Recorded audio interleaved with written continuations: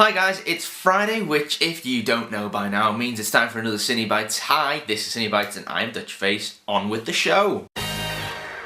Evangeline Lilly tweeted the other day an image of a sparkly new haircut. It is short, it is black, and it looks a lot like the character of the Wasp. For those of you who don't know, she will be starring in the upcoming version that is no longer done by Edgar Wright of Ant-Man, and her character, although has said it's not going to be the Wasp, seems to have the Wasp's haircut now. So, she tweeted it, and everyone's kind of interested in that. I, for one, would quite like the character of Wasp to appear.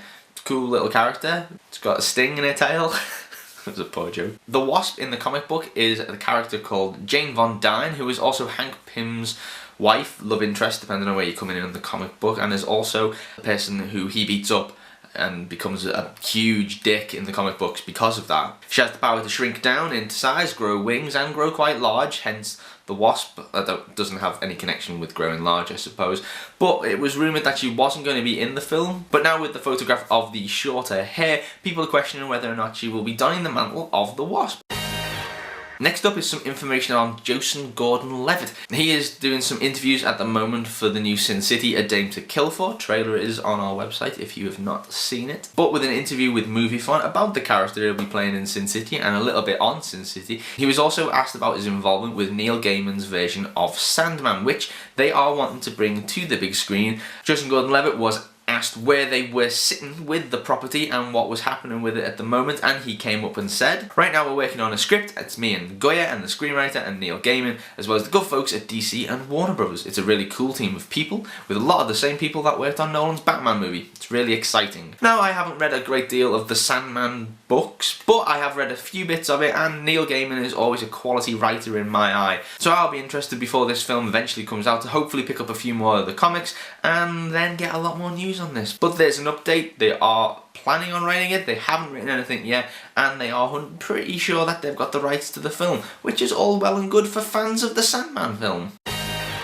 And finally, do you ever miss the Harry Potter universe? Do you miss running around with Harry, Ron, Hermione, and all the other lovely characters within? Well, good news and bad news, as we are going back to that universe soon, but it will be a fair few years before Harry was even born. The spin-off book that J.K. Rowling wrote, Fantastic Beasts and Where to Find Them, is being made into a film, which got announced quite a while ago now, I suppose, but it looks like they've finally settled on their director, and that is David Yates, who directed the last 4 of the Harry Potter films. It is obvious, though, that the last 4 films in the Harry Potter film are the darkest of the films, and they get progressively darker as time goes by. So with this film being set a couple of years before Harry was even born, it's going to take a lot more of a lighter tone. So it'll be interesting if David Yates can do a lighter tone of the film, but he's a director, and directors aren't just like one-trick ponies, are they? Nothing has been confirmed yet, but it does look likely that David Yates will be taking the role of the trilogy, or at least the first one of the trilogy, in the spin-off films. For those of you who don't know about the book, it is a kind of companion piece which doesn't really add much more to the Harry Potter world, but it does add more to the Wizarding world. I like the Harry Potter films, I like the Harry Potter books, and I have read Fantastic Beasts and Where to Find Them. It's a little bit different and a little bit interesting, and I'm quite excited to see where it finishes up.